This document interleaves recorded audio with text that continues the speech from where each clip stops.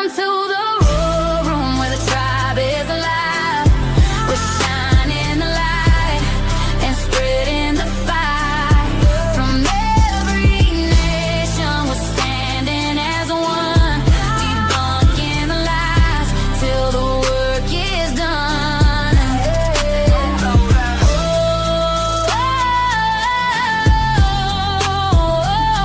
We stand for free, we stand for the rights of everyone.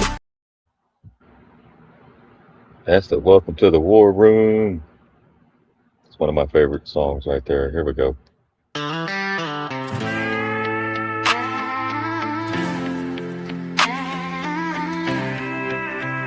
Yeah. Welcome to the road. True Train 88 riding in. Red Cardinal clan flying high. Family tribe worldwide. Are y'all ready to roll?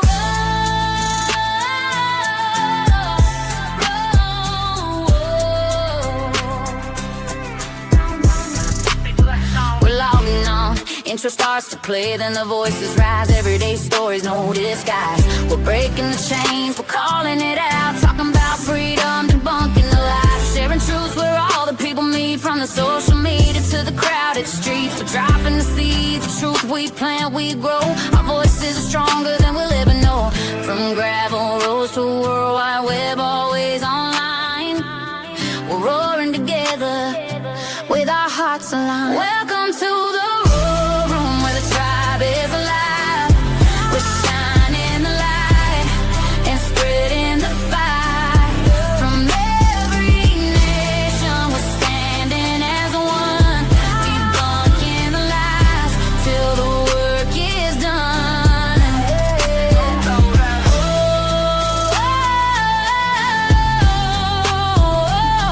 We stand for free, we stand for the rights of everyone. We're taking back our rights. We're teaching freedom out loud. We're standing for the people and teaching the crowd. We made friends from afar. They know the plan. True trainer rolling all across this land with everyday life. We laugh, we cry. We keeping it real without all the lies. Yo, it's the War Room, truth on blast. We're breaking down the past. Come see it at last. All the way from Texas to the Australian nights. We're talking about freedom, we're learning our rights. We don't follow fake news, we debunk them on sight. We're telling it straight, right here tonight. Welcome to the war room where it all comes alive. We're shining the light, we're spreading the vibe. From every nation, we're standing as one, debunking the lies till the work is done. Roll. This is our vibe, this is our song. War room forever, we're bold, we're strong. This is our vibe, this is our song. War room forever, we're bold, we're strong. True Train 88, Red Cardinal clan, family tribe worldwide. Welcome. Welcome to the room.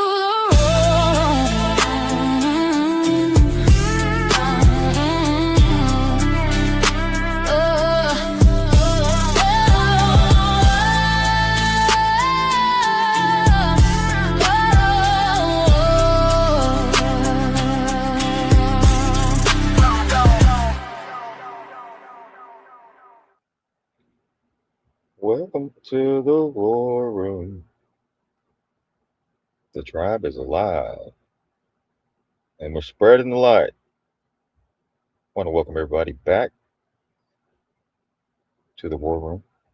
It is February 16th, 2026. Hope everybody had a good weekend. All right, I think it was, Chocolate Day was Saturday. Chocolate and flowers. Yep. And that was Chris's birthday and my son's birthday too. Happy birthday. Happy birthday, solar return.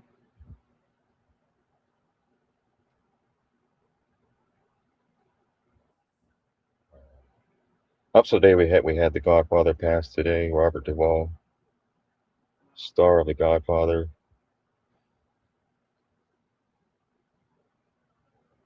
And the great Santini. Is that Santana? Santini? Yeah. He's 95 years old. See? Right? We feel like we're watching The Godfather with all these gangsters and government, right? How y'all been enjoying The Godfather on Fox and CNN and ABC and NBC and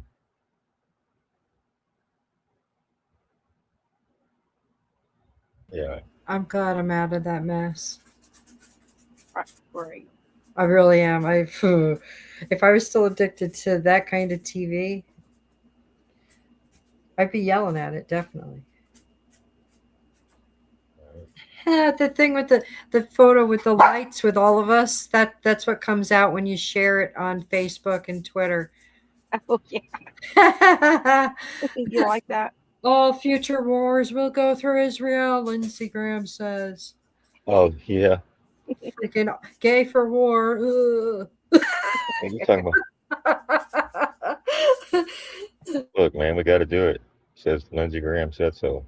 If not, there'll be a 9/11 type event if we don't do what they say. See, if you look at all Lindsey Graham's comments over the last 2 years, every time they wanted to put pressure on somebody at the border or elections or visas for Israelis, et cetera, he Somebody always just needs a couple of mentions, extra $1 trillion in their bank account. Yes. well, they print the money. So he always mentions 9/11. And I went back and looked. I'm like, damn, this dude's on a 9/11 spree. Like, he's predicting them and shit. Like, all right. Yeah. Senator Lindsey Graham warns threat of another 9/11 attack is growing every day under Biden. Oh, I wish I was a meme maker because you could make one with him dressed up as a one of those fortune teller ladies and him over the crystal ball saying, "We're going to go to war. I see it. It's coming." Oh, we Chief, got the, yeah. before we get started, can I say my hellos and a special hello? Yes. Okay. Welcome, everybody, to the War Room. And I'd like to give a special hello to a very longtime friend who I lovingly call P. So, hey, P, hope you enjoy the show. Love y'all. Thank you for joining us. Yeah.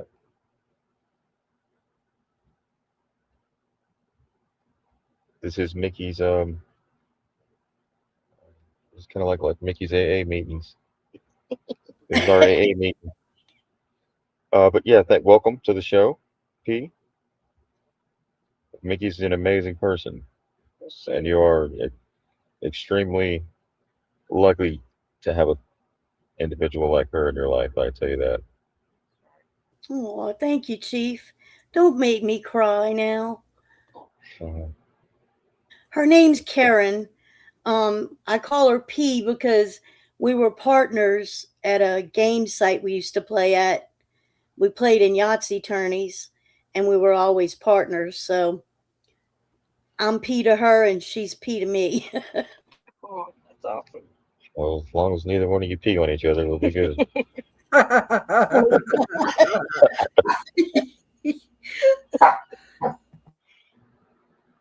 But we got the new painting for the ballroom. I don't. Have y'all seen it? Nah. No, Y'all haven't seen the new design? nope. I've Raise your been hand. busy. Oh, right here it is. There's a new design for your Oh. ballroom. Did they have leftover paint from the last job? Oh my Right? God. That is pitiful. Isn't it? Yeah, it is. Oh, Stuff AI can do. Right. So tonight we're going to talk about a few different topics. We're going to talk about a little bit of election stuff coming up. That's important. They changed the name of the Dominion voting system to Liberty. Yeah, it's the same thing. Just They changed the name of the voting system to freaking Liberty. Y'all believe that shit?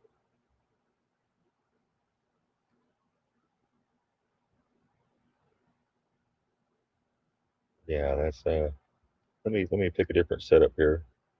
See what we got. Okay. That one's all right. Let me go with this one. There we go. All right, so the Liberty machines. And I'm not saying this because I'm just letting y'all know, right? You do what you want. Everyone has free will.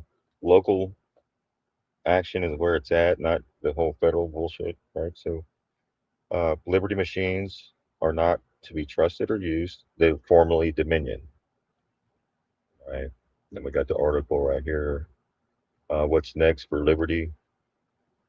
Vote, the company formerly known as Dominion. All right, I remember the old Dominion machines. They have Dominion. That looks like the Chevron logo right there. All right. So here we go. Let's check this little flip out.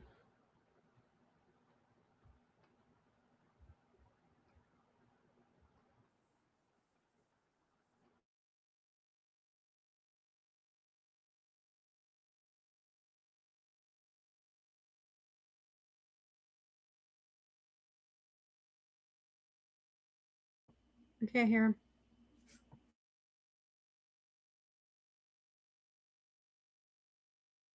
All right, let me go reshare here.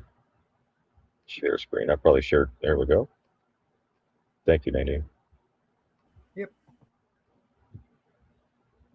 Shout out to Nadine. She's our handler.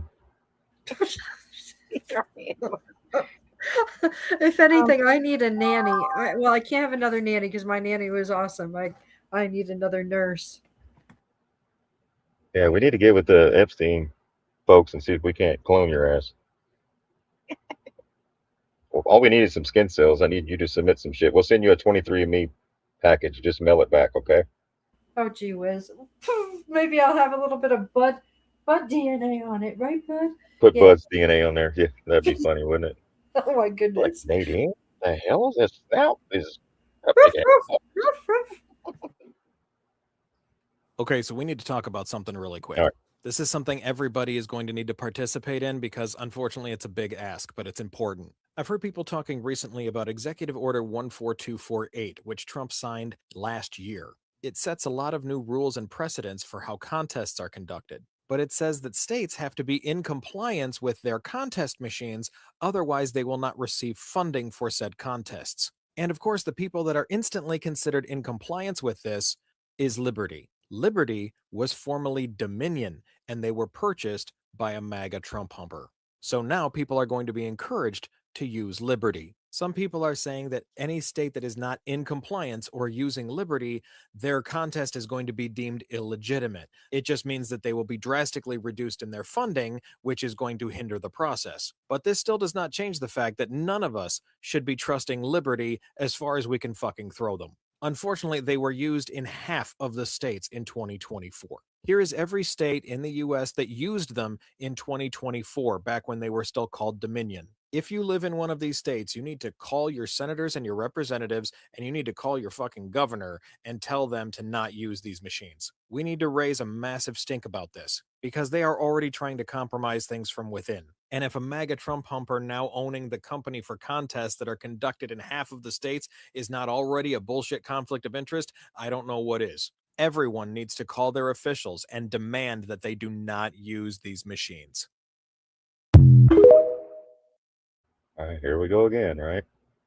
Right. Now we know why Susie the Wiles wants the elections on a national level. They want to take away states' rights. They want everyone to still participate. And they're going to call the machines Liberty? It's not gonna happen. Right. Yeah. Okay. They have to push back. States are gonna push back. Yeah. Oh, Yeah. I just Super found on states. Twitter that it's Elon Musk just tweeted a dog successfully registered to vote in California. Oh yeah, they did that several years ago. Well, one vote registered to vote in 1980 here Yeah. in Houston. A dog. This I'm glad Elon, this Elon You did account say is that. putting You out a gotta lot of send me stuff that. lately. I'm going to send it over to you. That's from Elon, huh? Yeah, I don't know who runs his account, but I just sent it over to you if you want to We're go. trying to figure out who runs Trump's account too, I know. Dead man can't tweet. because he's not. I ain't seen him in a long time. Yeah, we had that issue here in Houston,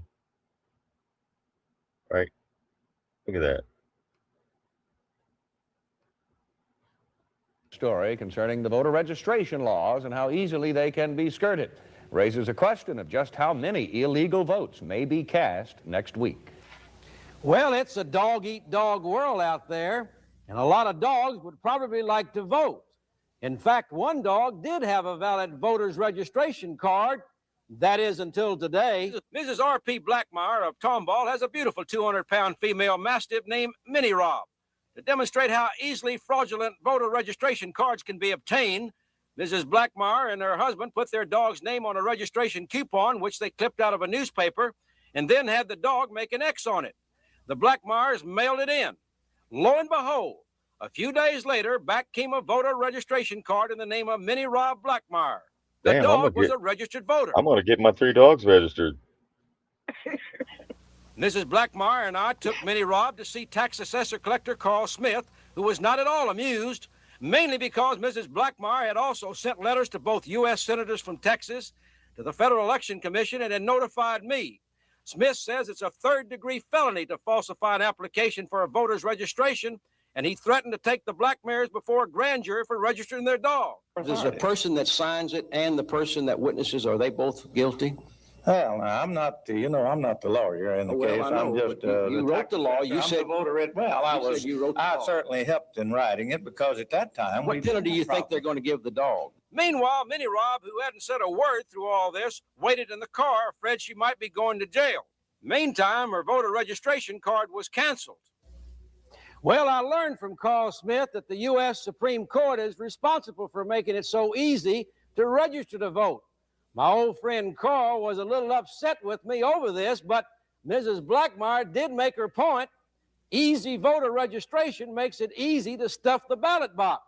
And as for Minnie Rob, I'm not so sure who she would have voted for, but her vote would have been just as intelligent as a lot of legally registered voters. Marvin Zindler, Eyewitness News. Thank you, Marvin.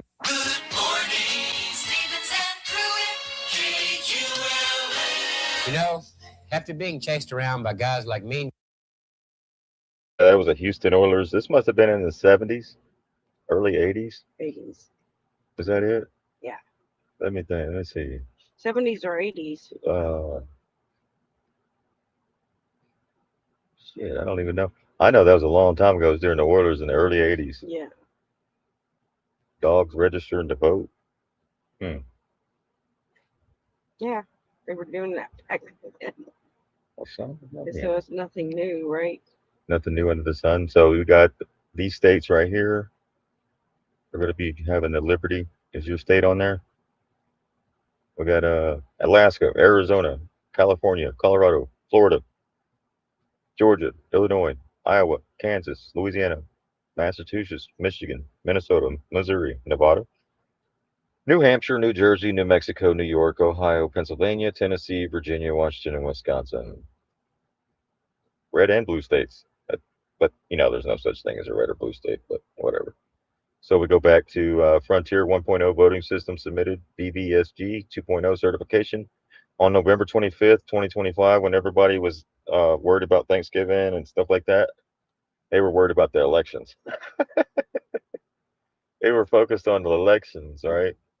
So Liberty Vote USA officially submitted our Frontier 1.0 voting system to the U.S. Election Assistance Commission for certification under BVSG 2.0 standards. Liberty Vote proudly serves 26 states and supports. So Liberty is really Dominion, right? Let's say Dominion. Dominion Vote proudly serves 26 states and supports elections for more than. You know why we're doing this? Because nobody said anything about 2024, did they? Because Trump won. Nobody, even though Elon Musk knew who won 4 hours before anyone else did, through the AI algorithm and Starlink. I think she's the one making. All right, so Trump wants to nationalize elections. All right. What does that mean?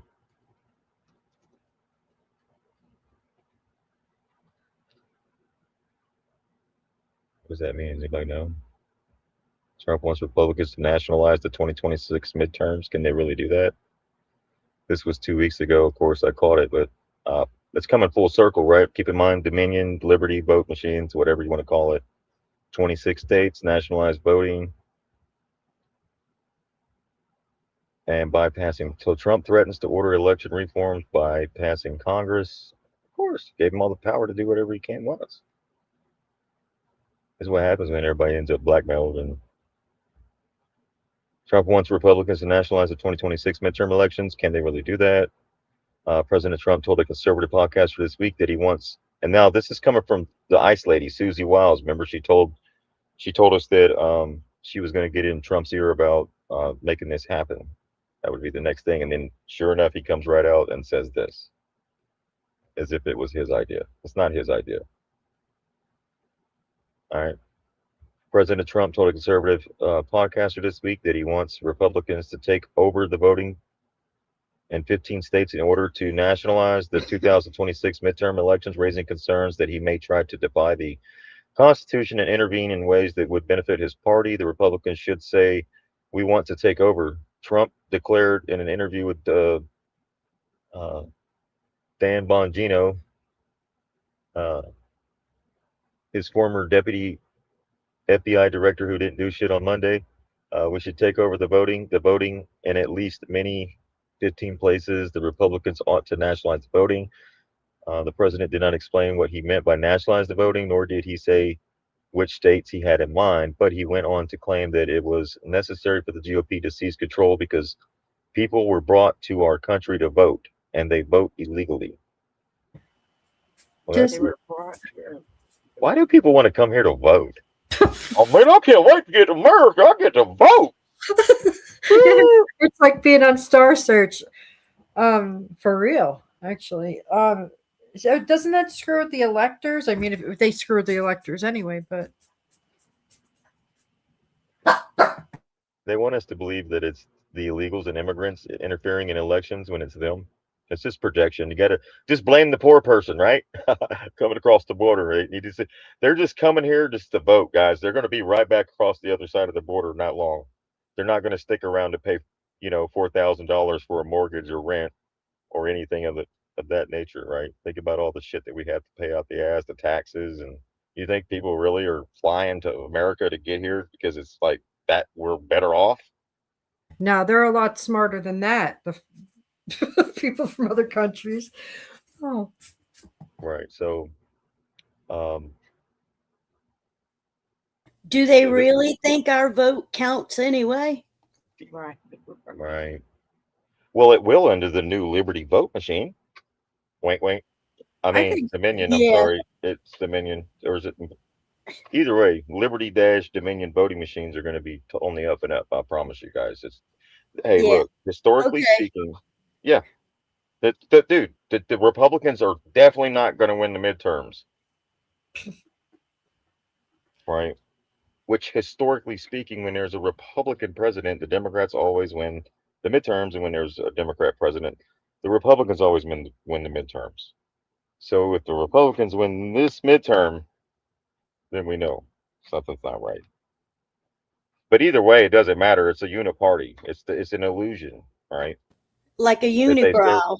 It's like a unibrow. There you go.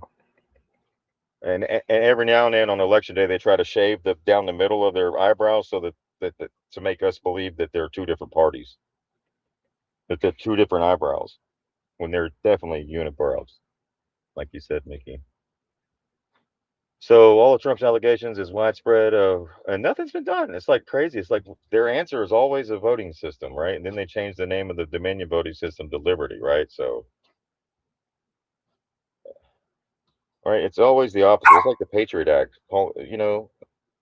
Think mirror when they name something Liberty. It's quite the opposite of liberty, or patriotic, or patriot, or those catchphrases. Yeah. It sounds as silly as Gulf of America. I wonder if the ocean knows its name got changed again. It doesn't care. Or do you think it cares? Or is that just for Google Maps? Some of them probably went down and took a dump in it. So yeah, I think the ocean. So what would nationalizing the midterm elections even look like? All I know is if Lindsey Graham wins again, I know the shit's rigged. There ain't no damn way you got these people. How does Congress have a 90% disapproval rating but win 100% of elections? Why are they got such the biggest disapproval rating in history, but yet they all keep getting reelected? It doesn't make any sense. Because Right? the pen is mightier than the sword. Right. So Trump has already been explicit about what he wants, or rather what he doesn't want. In August, the president wrote on Truth Social that I and the Republican Party will fight like hell to bring honesty and integrity back to our elections. Well, how come you didn't do that in 2024? How come you didn't do that in 2022? How about 2020? How about 2018? How about 2016? How about the year 2000? The first election I ever participated in was a stolen election. You had people holding up Chads, papers with looking at Chads to see who, if Bush or Gore won the election. And then they both end up being the president and the vice president. Republican and Democrat. I think it's the last time I seen a Republican and Democrat. So they're going to get rid of the mail-in ballots, and also, right, we're going to be highly accurate, very expensive, and seriously controversial voting machines in favor of watermark paper.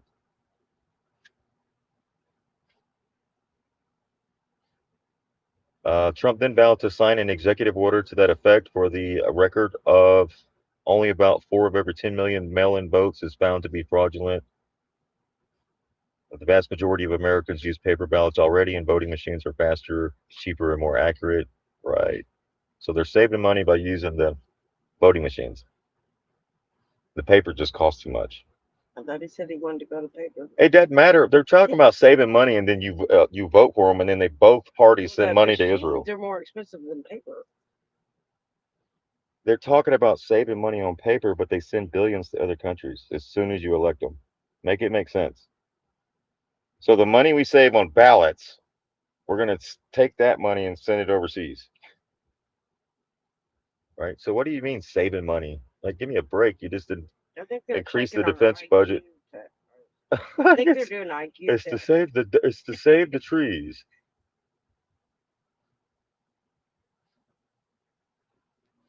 So you can look up nationalizing the midterm election legal or not. I'm not even gonna. I'm just letting you know, for informing you that the Liberty vote machines is the same as Dominion. All right, let's keep it moving. Let them have fun with that shit.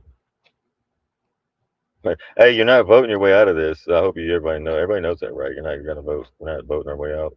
So we got Executive Order 14248, action by the U.S. Election Assistance Commission on Voting Systems Testing and Certification Provisions. You can look that up.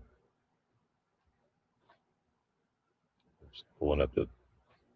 Okay, there we go. All right, so here is the voting. What's next for Liberty? A Dominion voting machine is seen during the last day of early voting in Gwinnett County, Georgia in 2024. In October 2025, the company was sold and rebranded as Liberty Vote. All right. Just rebranded. Oh, instead of the CBDCs, remember they rebranded all the different names of the CBDCs? Mm-hmm. Remember that? Just changed the name. It's the same shit. So VoteBeat is a nonprofit news organization, so they're going to be reporting on voting access and election administration. So on freezing day, Liberty Vote executive Robert Gills sat before the New Hampshire Ballot Law Commission to answer questions about a familiar company operating under an unfamiliar name. Until October, the company had been Dominion Voting Systems, one of just 2 vendors, right, certified to sell the voting systems in the state.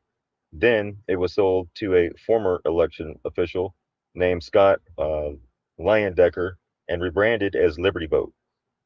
So state regulators required to sign off on changes, and they wanted to know more about who and what exactly they were signing off on. As one ballot law commission member pointed out, in New Hampshire, when we give somebody a liquor license for a little restaurant, they have to go through quite a bit of a background check before we're able to provide that. So I think we'd like to know a little bit more. Secretary of State David Scalkin, a Republican, said that he and others had some really hard questions for the company. A commission member had a fundamental one. Why did he acquire this company? He asked, referring to Lindecker. You would have to ask him that question, Giles replied. They would hardly be the first.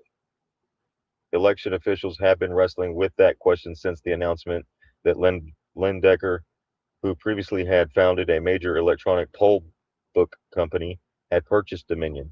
The purchase immediately vaulted the former Republican election official from St. Louis, little known to the public, into one of the most powerful players in American elections. Whether he can stabilize a company that provides voting systems to roughly a quarter of the country and has been battling conspiracy theories since 2020, it's an open question. I felt I needed to do something about it. In January interview with VoteBeat, Lindecker said Dominion had a good product. Yeah, I bet. Really good, huh? Who says Dominion has a good product? Not the people. So employees and customers based but needed a new owner who understood and cared about election technology and elections, an area where he has a long track record. I felt I needed to do something about it, here we are. He also said that he wondered if not me, then who would do it? Isn't that what Trump said? He also said that he wondered if not me, then who would? Trump said, if I don't go in there and take Venezuela, then somebody else is going, or if I don't go in there and take Greenland, somebody else is going to take it. Okay. So if I don't go take that Ferrari down the street, then somebody else might take it. Does that hold up in court? Can you get off on that? Not for us. Nope. I mean, you can just go to court when they like convict you of something. You can go look. The Dow was up 50,000 points. The 401ks are soaring through the roof, 7,000 points. Do you think that's like a Freemason code thing? Like you say that to a cop and it's like, oh, you're good. You're good. Go ahead. Right, yeah. Ma'am, do you know why I pulled you over? Because the Dow's up 50,000? I don't know. He's like, okay, go ahead. Go, bro. You're good. You're good. Oh yeah, you're totally good. Just forget I even, interfered with your travel.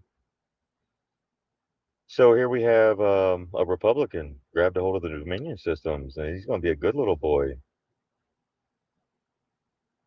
Oh, Yeah, so that's a right. good question too. Dominion came with considerable baggage in the wake of the 2020 presidential election that nobody ever went to jail for.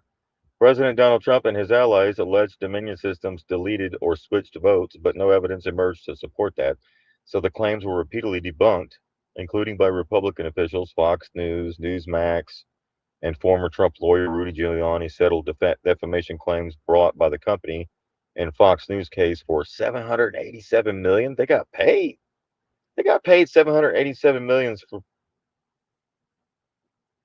Wow.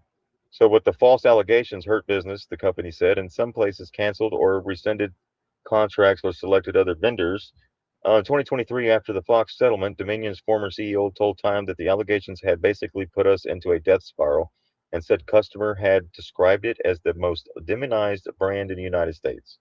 Dominion was a distressed business, Leyendecker acknowledged in December to the St. Louis Business Journal, but in the interview with VoteBeat, he stressed that he believes there's a path forward despite the challenges.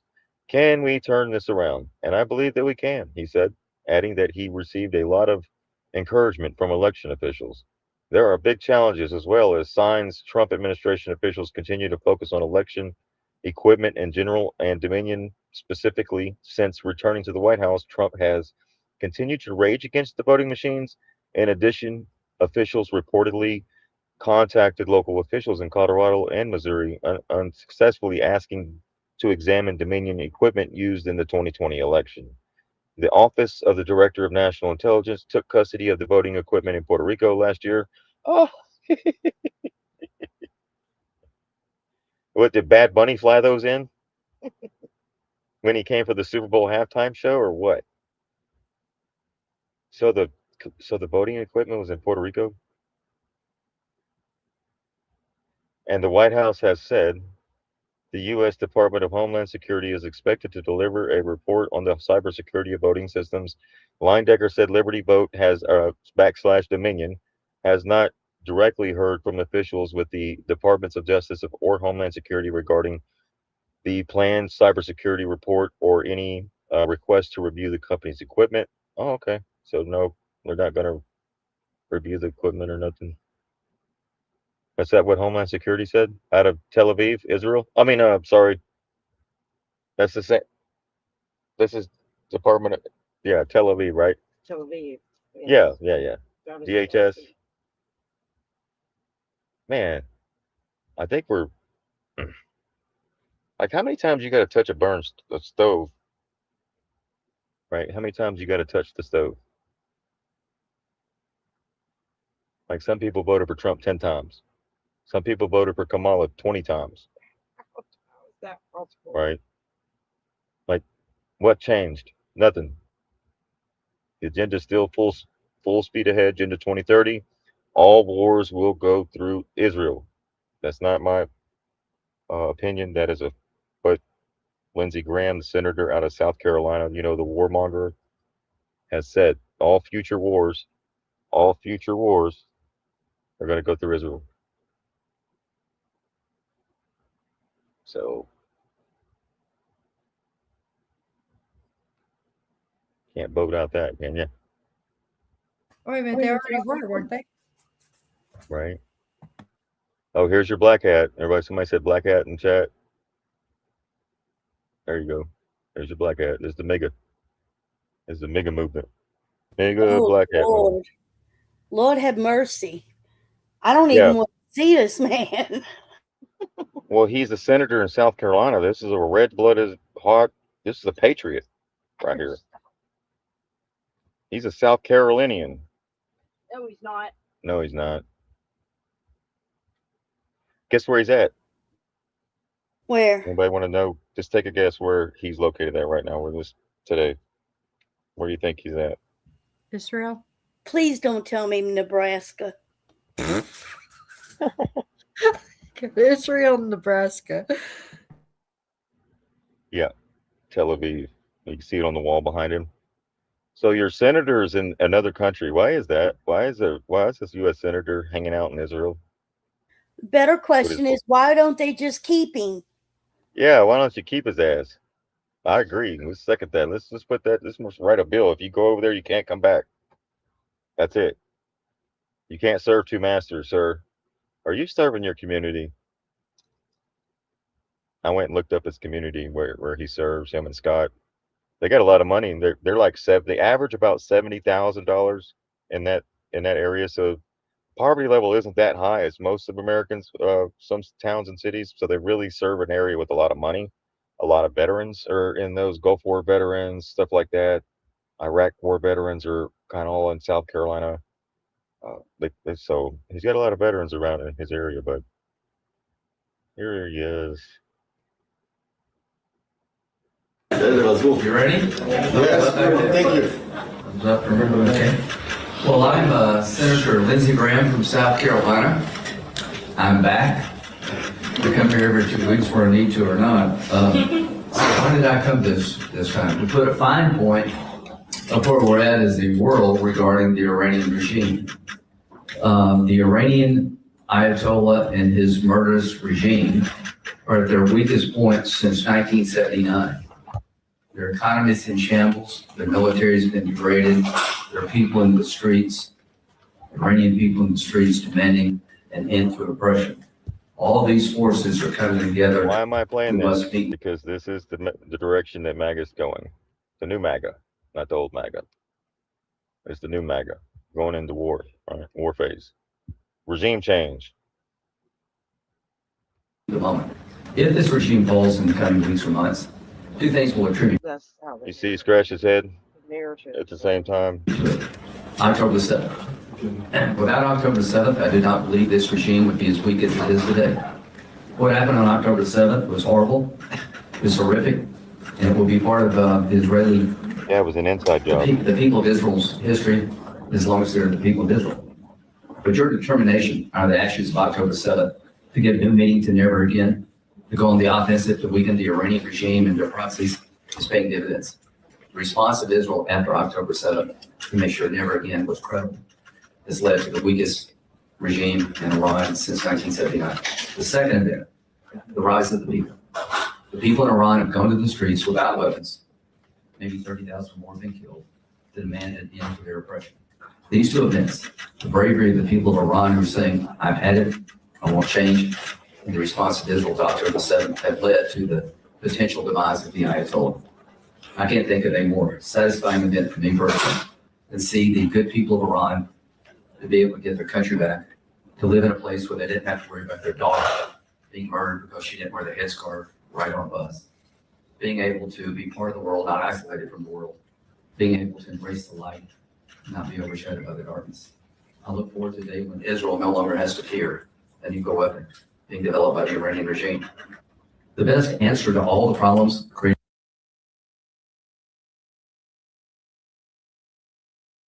Did he say that he looks forward to the day that Israel no longer has to worry about a nuclear weapon? What? What? Why are y'all worried about a nuclear weapon when you guys got them? Why are you worried about nuclear? Somebody else having a nuclear weapon when you yourself have one? Let's hope they didn't give you a live one with a remote detonation or anything. Let's hope that whoever built it for you, dumbasses, We did. Disconnected some wires in there so that you can never. Didn't America do it? I don't think they gave them.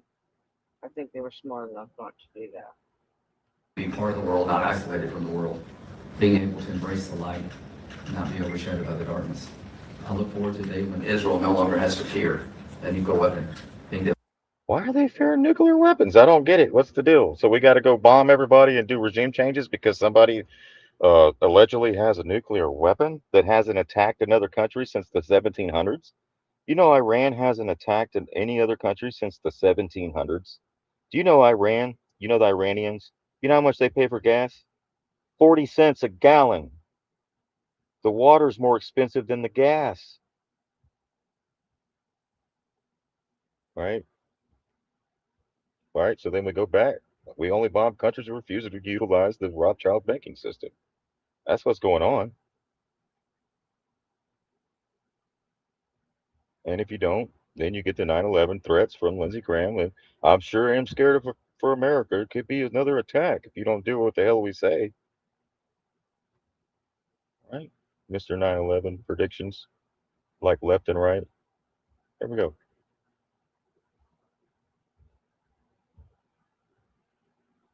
Right? There we go. Developed by the Iranian regime.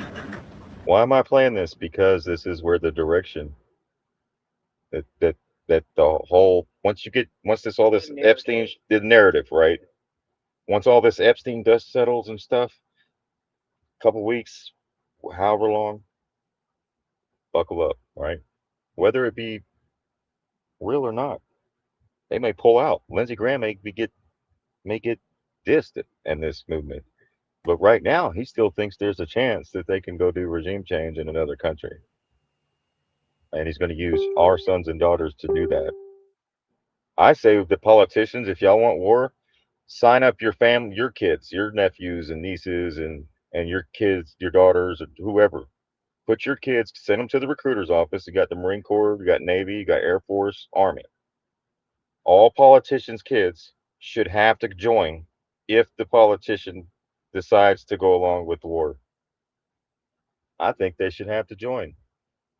The best answer to all the problems created by Iran is regime change. The best answer is for the people to take the place of the Ayatollah. I do not believe they're in the streets to build more nuclear. So he's more concerned about what's going on in Iran and not what's going on in District 6 in South Carolina.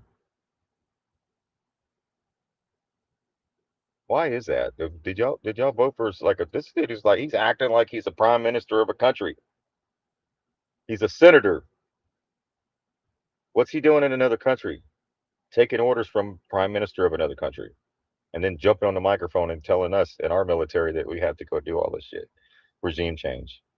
Wasn't is this the same clown was doing regime changes with Hillary Clinton and Obama? Yep. Wasn't he right there just giddy as shit? Weapons I think they're in the streets to have a better life. I don't think they're in the streets to purify Islam and destroy Israel and come after us to praise Satan. They're in the streets to have normalcy in a life that's not normal. He's worried So about. my view is, He's more. I mean, he's literally concerned about the well-being of another country's citizens in Iran than he is America. This is not America first. This is This is MIGA. Make Israel great again and make Iran great again. risk of regime change is real. Yeah, we know regime change is real. This is what most Americans are tired of. 80% of Americans do not support regime change. Unknowns, but let me just say this. I'm willing to take that risk. I think the Iranian people have the potential to be a great ally of the United States, Israel, and the region. I think God told us as long as he's alive and around, we'll be chanting death to America. Who's chanting death to America? They can chant whatever the hell they want. What cared about what they chant? Does that bother you? They haven't attacked another country since the 1700s, Lindsey Graham. They can chant whatever they want to chant. He's war hungry. It's all it scares Christians and conservatives. Oh my God, he said death to America. Quick, send the military. He might not have even said that. Look at like No. 10 of the guys that lined up and take some shots of them. Death to America. You know what they usually do. He screamed death to America. Get the hell out of here with that shit. Guys, we got people in this country that chant that. Apparently that's a In good this thing. country. Make Iran great. There we go. There's your black hat. This is the new MAGA. Remember Trump came out with the Undertaker black hat? Well, I mean, right in front of our faces, they're tying MAGA and Israel together. Yeah. Regime change here, maybe. Well, and it's always, well, what MAGA didn't understand was that inside of their movement was people with agendas for shit like this. Yeah. They were infiltrated. The politicians hijacked the movement of the people, right? Promised them all this stuff, and then as soon as they get in there, they do quite the opposite. Right? The agendas still are full swing. Nobody's been arrested. Fauci got awarded. Well, Trump's last day in office, he gave Fauci an award, presidential medal. You're waiting for justice. Like, I don't think you're going to get it because not under the Trump administration. Okay. Maybe outside sources. Yeah, and I think it'll be later Divine because, intervention. or something, because Trump calls himself the father of the vaccine. He brags about how awesome Operation Warp Speed did, and Lord knows only what that really stood for anyway, and what operation they were really pulling off anyway. But pushing these bioweapons on people, telling everybody the vaccines are totally safe and effective, and yet 10 plus kids have already died from them, but nobody wants to talk about it. But it exposed the medical. And it exposed big pharma and the medical industry, and that people need to read their ingredients and the stuff that they put in their bodies, even your pets, right? Yeah, and then the food, all that stuff was, because we didn't have any idea. Again, it says a lot in a very few words. By the way, the idea of making Iran great again hat came from Morgan Ortega's not with us, but she thought this would be a good branding, and she was right. And this hat, when they would go to Tehran, I look forward to delivering it to people in Tehran. And President Trump, when asked about what this hat means, that hat to the people in Tehran. I think what Senator Graham is trying to say is that the best way to make Iran great again is to the people, not the iPhone. I think he's right. So my hope is that in the coming weeks, if we can't find a diplomatic solution, that we engage in a great endeavor, supporting the people of Iran, demanding their freedom to the end of their oppression. Wait, so they blaming we have October military 7th on capabilities second to Iran? none. There's no more clever nation on the planet. Are they blaming October 7th on Iran? I thought it was is it what group was that came in on the paragliders? Hamas. Oh, was it Hamas? You mean or the Houthis? Whatever. All those different ones. One of those different ones.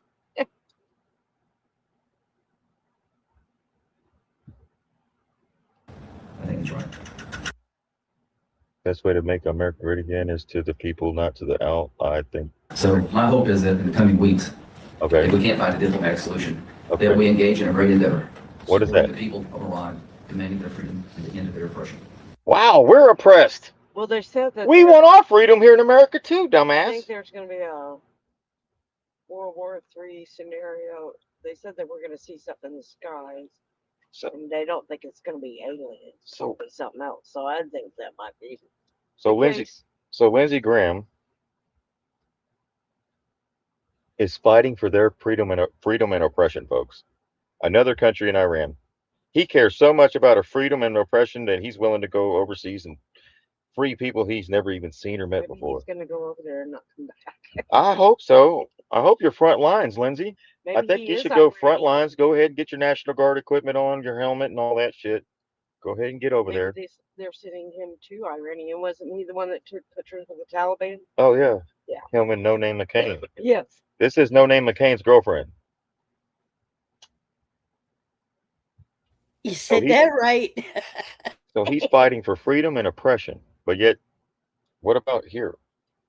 What about the freedom in your own state, dude? Well, because they don't do And that. the oppression They in your don't do state. that for us. We do that for us.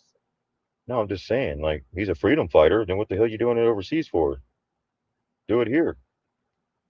We have military capabilities second to none. There's no more clever nation on the planet than Israel. There's no more powerful nation on the planet. Hey, so Israel, they got all the weapons. That's what all this shit's for. Trump sent them bombs, rockets, missiles, everything he wanted. And now they're the most powerful nation, according to Lindsey or Lady G. They have military capabilities second to none. I wonder where you got those, Lindsey. Oh, Lindsey, he's even invested in those weapons too. Okay. He gets paid. Hell yeah, he wants war, man. He's got a fourth house to get. Yeah, they're showing everybody. He's got a fourth who house he to get was, at the 'cause he was Hamptons. kind of quiet about it before, right? There isn't enough money that this dude can get or chick can get that would satisfy their urge. None of They would those constantly people- need none of millions. them. Because money brings power, so that's never ending. Clever nation on the planet than Israel. There's no more powerful nation on the planet than the United States. As to the Iranian regime, you're weak because of your ideas. You're weak because of the way you treat your people. Yeah, you're weak because you give your people 40 cents a gallon for gas, asshole. At least go up to $3. You got to rape your people like fuck 8 times the amount of gas. Like, why? You're weak? Like, what? The gas is cheaper than the water in Iran, Lindsey. You can't even do that in South Carolina, clown. Powerful nation on the planet than the United States. As to the Iranian regime, you're weak because of your ideas. You're weak because of your ideas. Because of the way you treat your people. You're weak because you're evil. Eventually, Wow. good will. That must make it. Was he? This guy think he's Saint? Is this Saint Lindsey? Is this Saint Lindsey? Place evil in Iran. To those Lindsey Graham is calling someone else evil. That's crazy. You got to think mirror on that. They might not be the bad guys. If Lindsey Graham hates them, may participate in this endeavor. And God bless you. God keep you safe if that day does come. Could our soldiers be hit in the region? Absolutely they could. Can Iran respond if we have an all-out attack? Absolutely they can.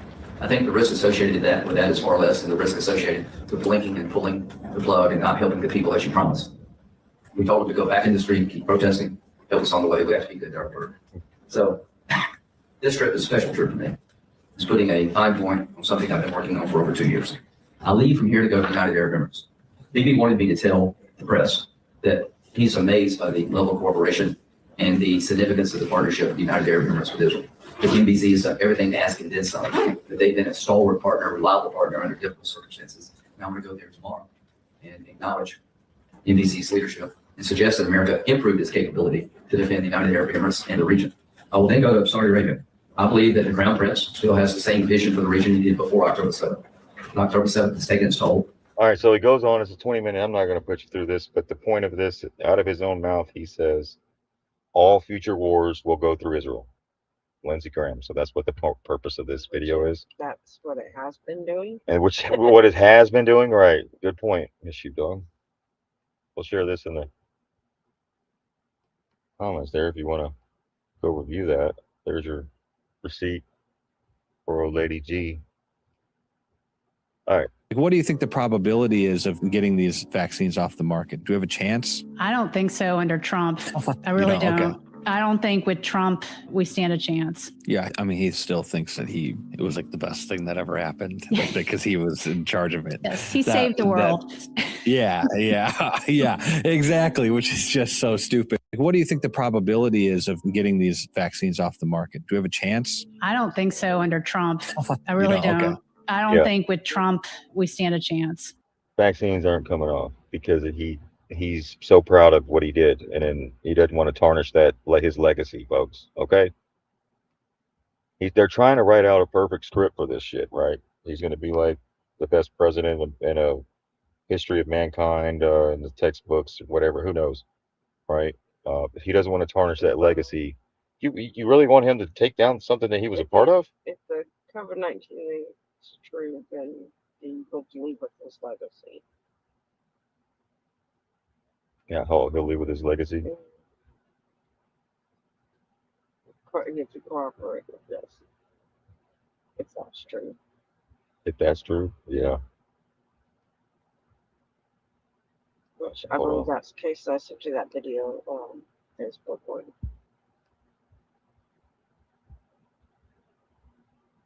All right. Facebook video. It's going in the air. Yeah, so this red pill dispenser, the mass injecting of more than half the world's population with the COVID shot is the worst thing that has ever happened in the history of our species. People will keep being extremely ill and probably be infertile, affected in all kinds of different ways for years and years. And anybody who was involved in any kind of high level with making that happen is not your friend, okay? Than half the world's population with that drug is the worst thing that has ever happened in the history of our species. And it has happened now. And I know that's very, very difficult for a lot of people to accept, particularly people who've had it. But we are now living in the aftermath of that. And the repercussions are going to go on, I'm afraid, for a very long time. It's not like, lots of people died and now they finished dying. And obviously we want justice. People will keep dying, keep being extremely ill, probably be infertile, affected in all kinds of different ways for years and years, I'm afraid. And people have to kind of accept that thing took place. And anybody who was involved at any kind of high level with making that happen is not your friend.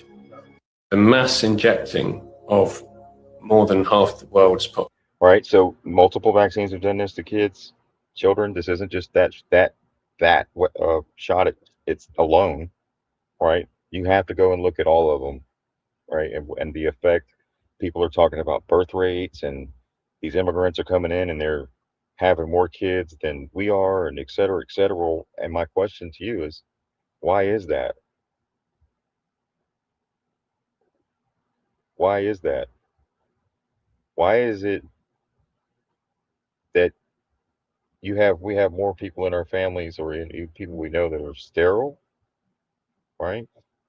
Have vaccine injuries of the children with the autism, right? And the CDC just released, I think I got that, they secretly released that right during Christmas about how that the vaccines cause autism. I'll put that in the chat. Right, so it's a gang, and this is going to take place for years, right? Until people wake up and take back control over their bodies and their minds. Right. But the emails files, huh? That's a tough one to get past when you believe your doctor. It's really, it's difficult. I know personally. I mean, most of us know that it's just a difficult thing to get past when you think your doctor isn't really doing what he's supposed to be doing. Right. And for me, I was in the military. It was my own shipmates, my own people that I went to boot camp with and served with. They didn't know. You know what I mean? Yeah. They just lined up thousands of people in the hallway, hundreds of people in the hallway, put needles in their arms, and that's just another day at the office. Yeah, it's why should we have thought that they were trying to kill us the whole time? Yeah. Right. You know, like who would have thought that the villains, you know, like were the government, you know? I mean, you always knew that there was something messed up, you know, like you knew that, but you didn't know at this level. That's a tough one to get your head around. And especially with the latest emails from the Epstein files, which reveals Bill Gates, Epstein, and Barry Josephson discussed how to get rid of poor people, with speculation that mRNA COVID vaccines were a way to do so. Right. So that's why I think somebody intervened, because I think we would have had more of an issue than we probably had. I think that it couldn't get it all, but I think the signs are showing that maybe something was swapped. Maybe something was switched out. I know one doctor in Florida just gave his patients saline injections, right? So in their minds, they thought they were protected, they lived. But when they were going to offer him 30 years in prison for that, he was going to bring all the evidence to the court to prove his case, and Pam Bondi dropped it so that would never get to the court. And they called that a victory. No, it's not a victory. It's a victory for him because he didn't have to do 30 years, but all the evidence that he would have brought would have shed a lot of light on what took place. And the Trump administration and whoever is doing everything they can to keep everything from coming out, pretty much, right? Maybe later. I mean, we still haven't even got the JFK, MLK, Malcolm X, none of these are Robert Kennedy Jr. You know, it's still, I mean, it's in the CIA documents, but Sheepdog, do you have a Pam Bondi thing coming up? Because they just put this out on Twitter the other day. Pam Bondi is 60 years old. She was born in 1965. Like that, she looks like she's about 38, 42 in there somewhere. well, which Pam Bondi are you talking about? Yeah, really. Bud's getting angry. Oh, I'm sorry, bud. He probably sees Bill Gates and Fauci on the damn screen. So scandemic, plandemic.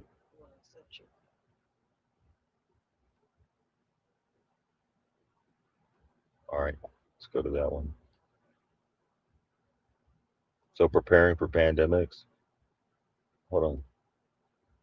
Here's the second most important email from the Epstein files. Subject line, prepare for pandemics. Written on March 19th, 2015. In that email it says, let's discuss next steps. For example, how to involve the World Health Organization. I hope we can pull this off. Then in 2019 came Event 201, a simulation of a global pandemic to see how each organization should react. Like how to counter the anti-vax.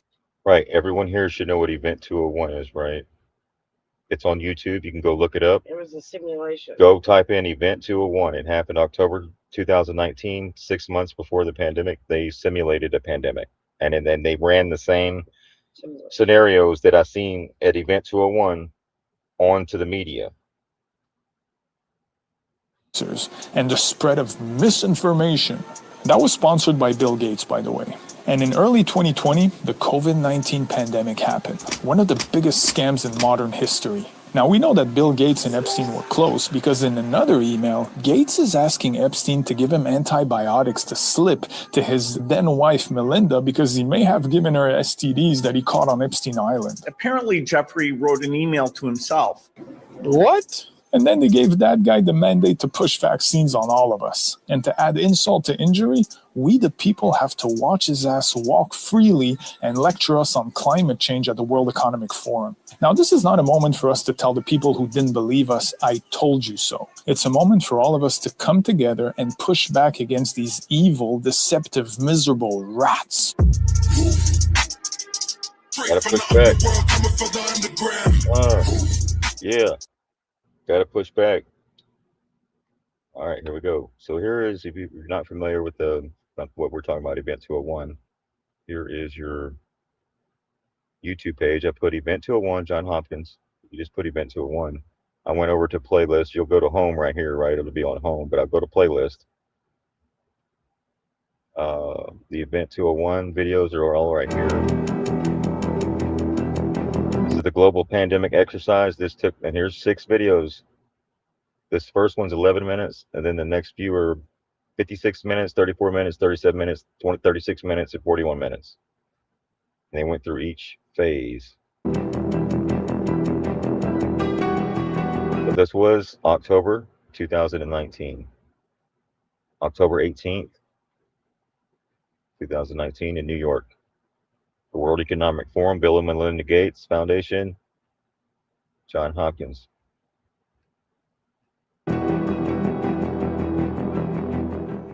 It began in healthy-looking pigs, months, perhaps years ago. A new coronavirus spread silently within herds. Gradually, farmers started getting sick. Infected people got a respiratory illness with symptoms ranging from mild flu-like signs to severe pneumonia. The sickest required intensive care, many died.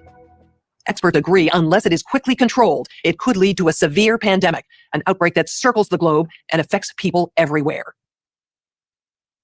The mission of the Pandemic Emergency Board is to provide recommendations to deal with the major global challenges arising in response to an unfolding pandemic. The board is comprised of highly experienced leaders from business, public health, and civil society. Keep in mind, Bill Gates talked about it in 2015. Dr. Fauci talked about it in 2017, that the next administration will be dealing with this. And then in 2019, they simulate. This is a simulation. And then 6 months later, everyone in lockstep went along with it. We could be looking at double the number of cases in 1 week and 16 times as many in a month if we are not able to stop the spread. That would be on the order of 500,000 cases, and it would continue to rise exponentially. In 3 months, we could be approaching 10 million. Yeah, go look at the date. See, October 18, 2019. See how they did this simulation?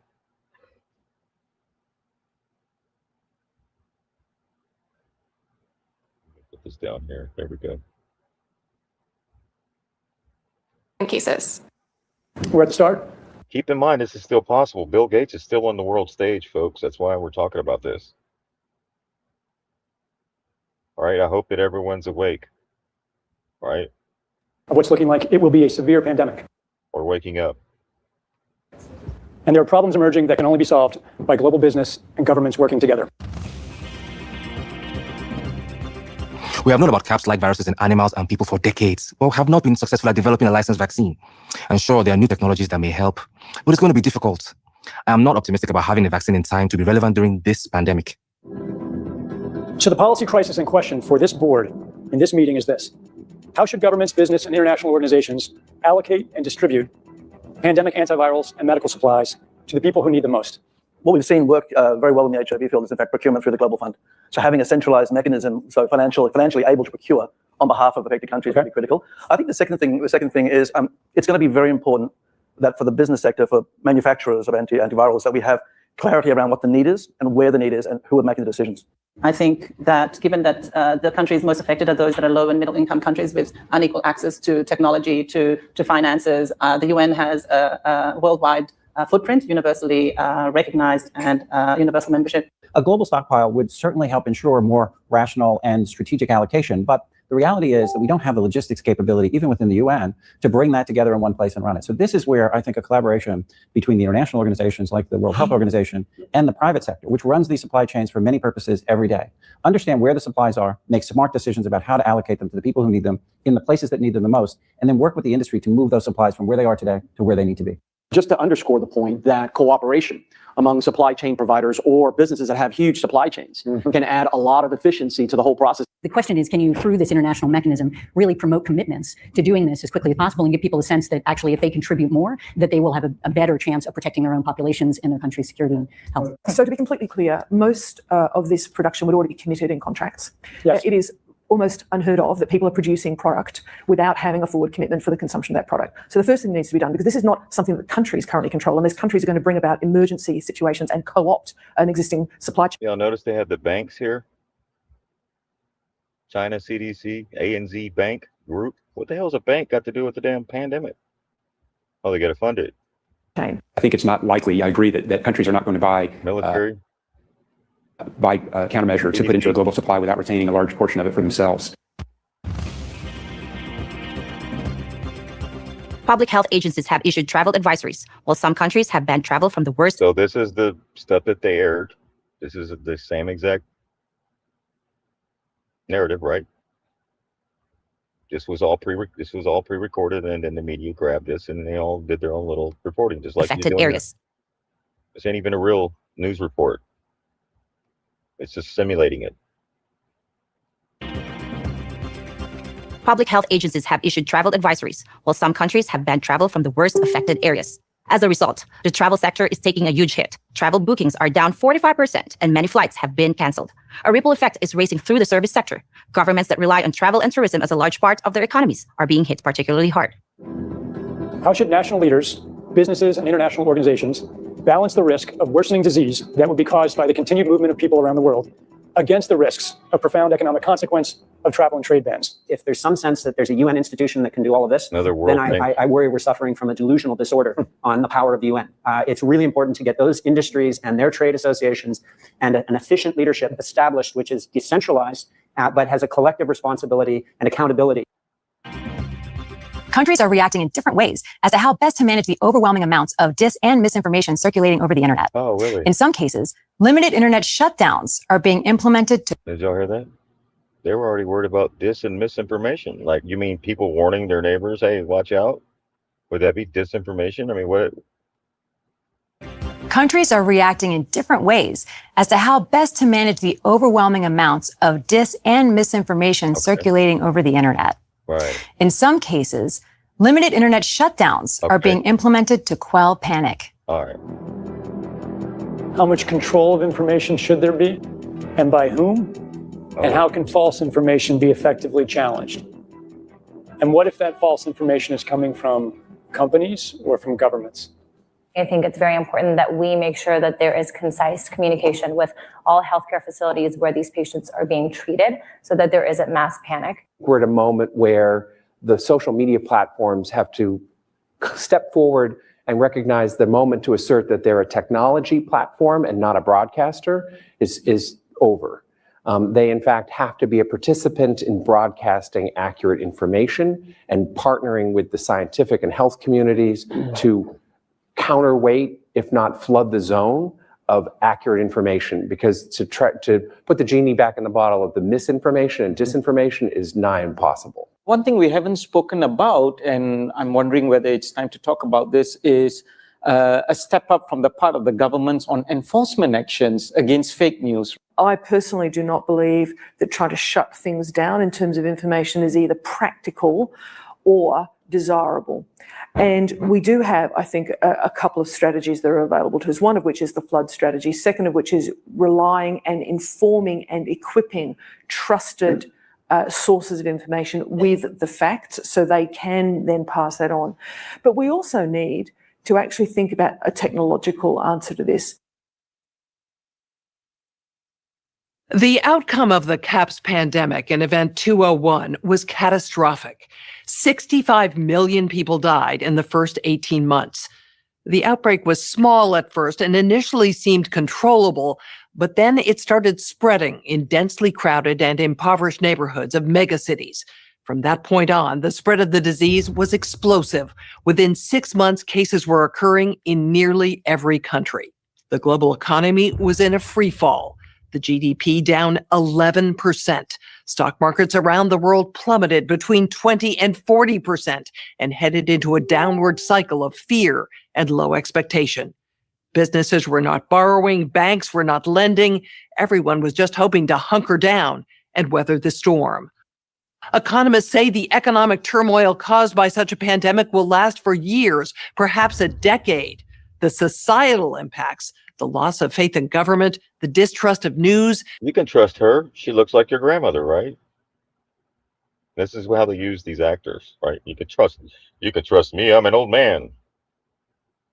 And the breakdown of social cohesion could last even longer. We have to ask, did this need to be so bad? Are there things we could have done in the 5 to 10 years leading up to the pandemic that would have lessened the catastrophic consequences?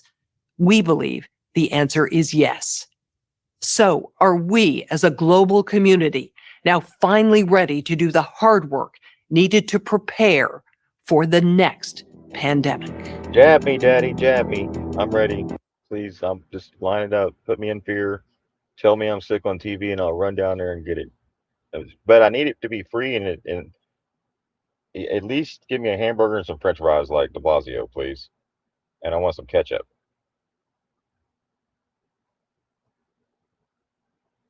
So this is John Hopkins. You know, this video only has been seen, I don't know, 5 million times, which is a couple more million times than last time I checked. It was 2 million. So it's went up a lot since November 4th, 2019. So we're now at 5 million views. There's 7 billion people on the planet. So, you know, go do the math of what percentage of the American people or even anyone worldwide even knows this took place. However, it is still posted and hasn't been removed. That's the crazy thing. It's right here in your face. It's good, so we can go back and. So you can go check it out. Yeah. Here's all the video. Go through the pandemics and then go look at everything when COVID started here worldwide and then worldwide when the first case hit. And then you can see how they use the same news narratives or talking points in our media as if it was real and when it was just a simulation. I think AI, with the help of AI and Palantir,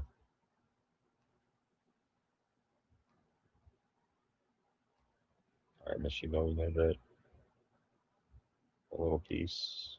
Where's it at? Oh, here we go. Let me go over here. Pull this over. Bear with me 1 second. There we go. Show you guys is exactly what's going on in the United States today. You want to follow along and go read all this? This is nationallibertyalliance.org. This is military tribunal courts, folks. You're fixing to find out. Look at this. Unified United States Common Law Grand Jury. Valhalla. That's interesting. Yeah, it's in New York. Remember Kash Patel said, I'll see you in Valhalla? Well, here's the address for it. This is interesting because all of this is what you're seeing today. It is. And that's why Trump's fixing to declare martial law and remove all your government employees, including all of your attorneys, law enforcement officials, judges, mayors, and governors. I'll leave this here for you guys just for a second so you guys could read all this. Sedition of conspiracy, misprision of treason, attempted and conspiracy, subordination of perjury, treason, sedition, and subversive activities. Okay, so the purpose of filing in all U.S. federal district courts is because of widespread failing to file 18 U.S.C. 2071. Now look at this, right here. The United States shall guarantee to every state in this union a republic form government and shall protect each of them against invasion. I'm fixing to show you guys something. Look at this.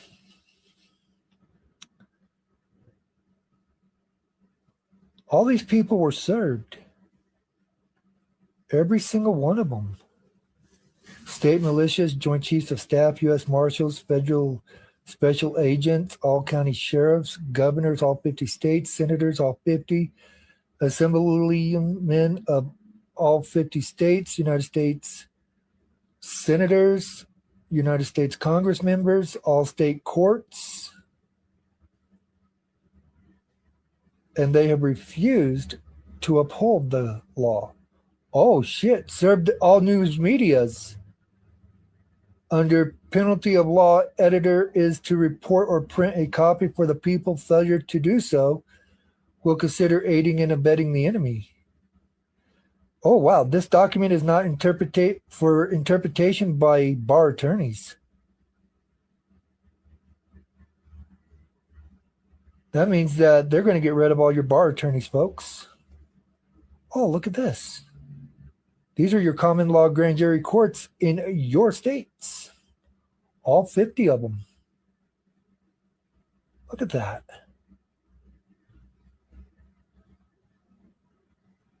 That's crazy. Oh, what's this? United States District Court for all districts. We the people, sureties of the peace. Oh my God, they were given a writ of quo warranto. Look at this. News medias, all senators, all your county sheriffs. Oh my God.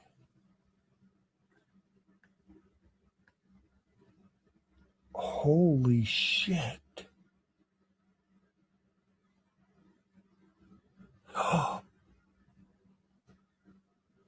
Come now, the constitute unified common law grand juries of the 50 United States of America this evil day to command all county, state, federal, and U.S. Supreme Court judges and clerks to perform their duty, guaranteeing to every state in this union a republic form of government and protect each of them against invasion or vacate your office now. Holy cow, they ain't playing around. Look at this.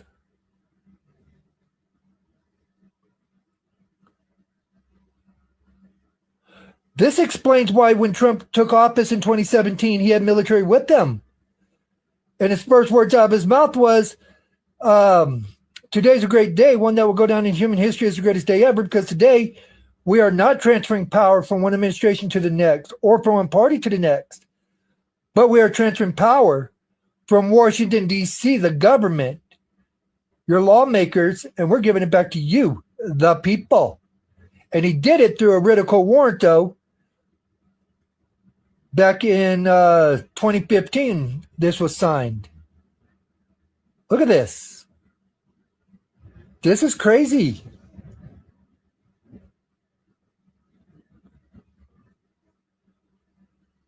What a great This honor to be explains able why to Trump's introduce fixing for to the first time. declare martial law. Look at this.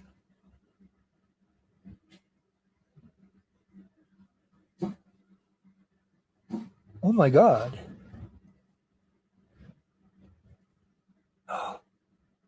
Look at this.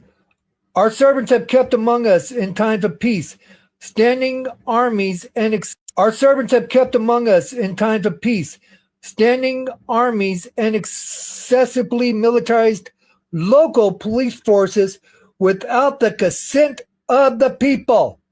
Your law enforcement officials have no authority over we the people. Look at this.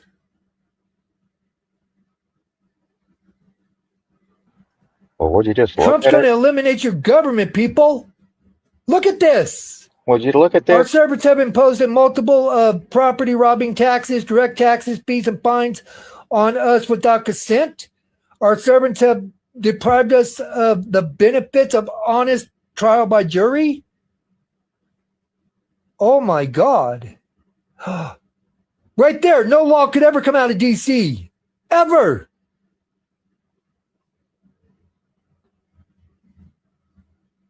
Oh my Lord. Folks, listen to what I'm fixing to tell you. This stuff that I'm showing you is backed up by that Executive Order 13818, property block for human rights abuse and corruption. Corruption is enforcing laws that don't even exist. We're going to stroll all the way down here because if you guys want to go read this, this is amazing. This is epic. War against the Constitution / people by Congress. Excuse me. Congress has no authority. They cannot put a law into law. They have no authority over we the people whatsoever.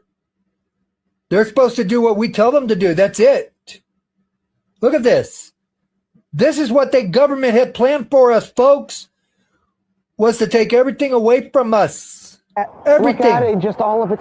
We would have nothing and be happy. And Trump eliminated all that back in 2017 when he gave power back to we the people. And you guys are out here bitching about him using military. It's not against we the people, folks. This is not what this is coming for. What military is fixing to be deployed for under martial law is for your rich and powerful people that have control over we, the people.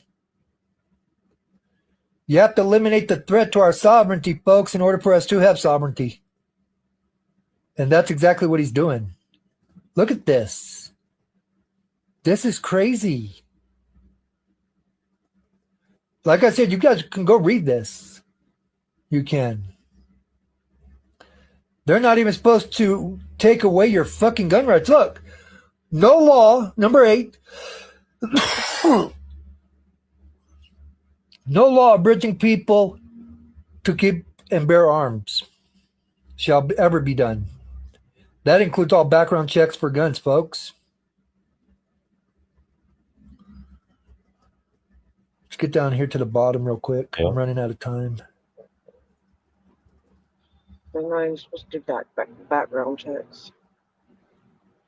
Here's my background. Oh, wow. This is what they're ordered to do. And they didn't listen. And they didn't listen. I guess they This thought is it was crazy, a joke. people. They thought it was a joke. And again, you can go find that all right there. NationalLibertyAlliance.org. Hope this. There you go. I'll pause it for you. NationalLibertyAlliance.org. There you go. Well, I'll share this video out. Yeah, I put it in Telegram chat. Oh, you got it. Yeah, one of the things, it says New York Safe Act lawsuit. They're trying to take the power. It says away from our sheriffs and have passed control to the state police. This means when the self-appointed king wants your guns, he need only give the order to the state police superintendent, who will obey his master or be fired, unlike the sheriffs. Who's that? Who's going to be the order follower?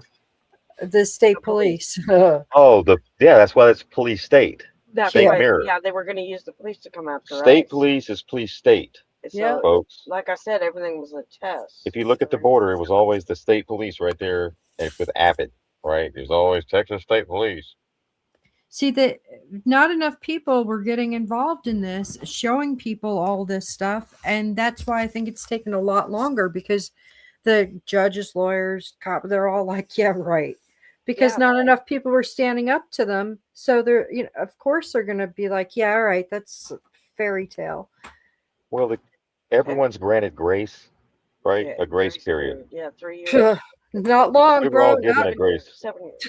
You know, Or 3 years. we were all given grace, whether you were religious or spiritual or right. So, of course, they would, because you have a chance to correct your ways. Right. Your And ways people have. to get redemption, right? Yeah, the redemption process, Forgiveness is to change your ways. the reevaluation. Asking for it, you have to actually do it. Change your ways. Right. So did he say Executive Order 13848, which is issued on September 12th, the day after 9/11, 2018, declares a national emergency to address foreign interference in U.S. elections? And I think that's what we've been seeing on the world stage, and establishes a framework for sanctions against responsible foreign actors.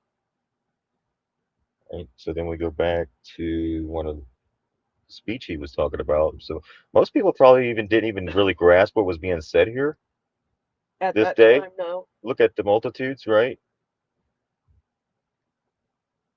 Maybe let's go back and let's go back down memory lane. Chief Justice Roberts, President Carter, President Clinton, President Bush, President Obama, fellow Americans, and people of the world, thank you.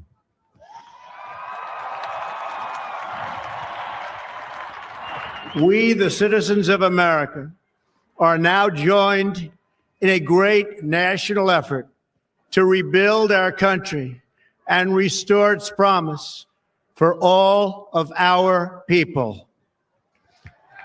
Together, we will determine the course of America and the world for many, many years to come. We will face challenges. We will confront hardships, but we will get the job done. Every 4 years, we gather on these steps to carry out the orderly and peaceful transfer of power. Winding up. And we are grateful There comes the to military. President Obama and First Lady Michelle Obama for their gracious aid throughout this transition. Ain't it weird? He's in the middle of a speech and the guy comes down there and puts something like he's just another person talking, right? So the military. They have been military took control. magnificent. Thank you. Well, he was at the NBA. Actor. Yeah, he was at the All-Star game, NBA All-Star game the other night. Him and Michelle. Today's ceremony, however, has very special meaning. All right, here we go. Because today, we are not merely transferring power from one administration to another, or from one party to another, but we are transferring power from Washington, D.C., and giving it back to you, the people.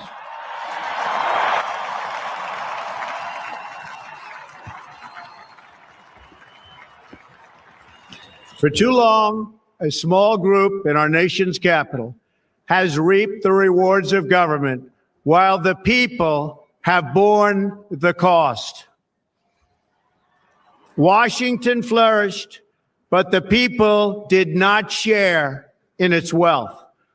Politicians prospered, but the jobs left and the factories closed.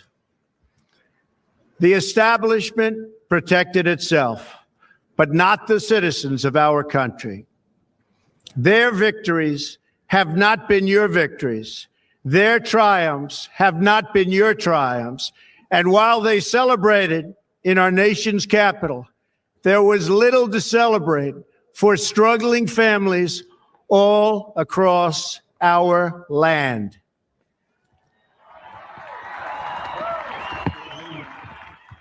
That all changes starting right here and right now, because this moment is your moment. It belongs to you.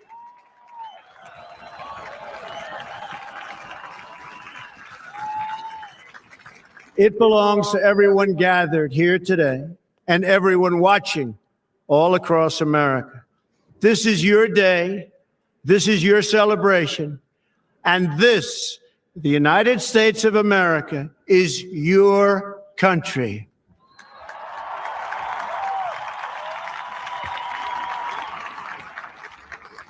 What truly matters is not which party controls our government, but whether our government is controlled by the people.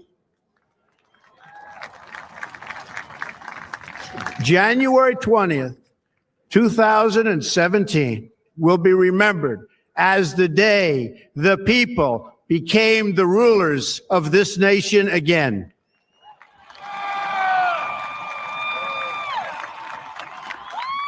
The forgotten men and women of our country will be forgotten no longer. Everyone is listening to you now.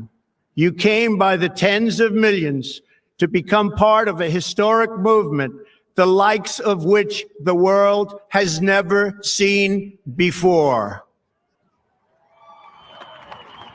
But don't forget that, and don't let these damn politicians take that from you. At the center of this movement is a crucial conviction that a nation exists to serve its citizens. Americans want great schools for their children, safe neighborhoods for their families, and good jobs for themselves. These are just and reasonable demands of righteous people and a righteous public. But for too many of our citizens, a different reality exists.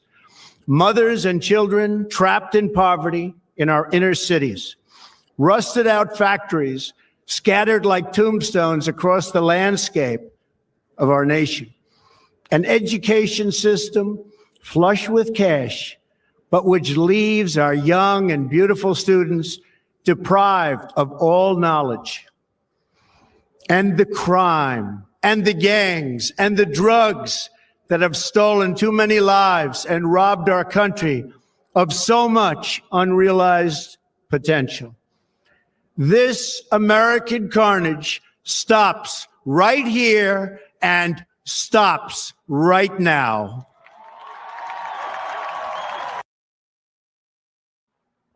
There we go, right? Power of the people. The United States of America. He didn't say United States, the United States of America. All right, the corporation is the United States, which is a business. Amaraku. That's what it really is. It's what? Amaraku.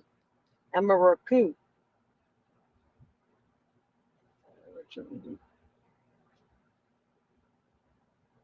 Amaraku. Amaraku. Man, you got a lot of crap. All right, there we go. All right, so we showed Lady G down that damn rabbit hole. I can't. So just watching that play out is really, I've never seen somebody put front and center like this. And I also want to say that I believe it has a lot to do with 9/11. It has a lot to do with things that happened after that. And that's what we're being shown and why it's like in your face. And we're screaming at the TV. No, we don't want to go to war, right? We don't want no more regime change. What are you sending money over here for? What's going on, right? So it gets people fired back up. Yep. Right?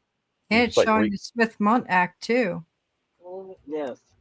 So it gets the people fired back up and involved in the direction of their country again, right? People take pride and realize how all this took place and who all was involved, and we're seeing that throughout this whole process. Right?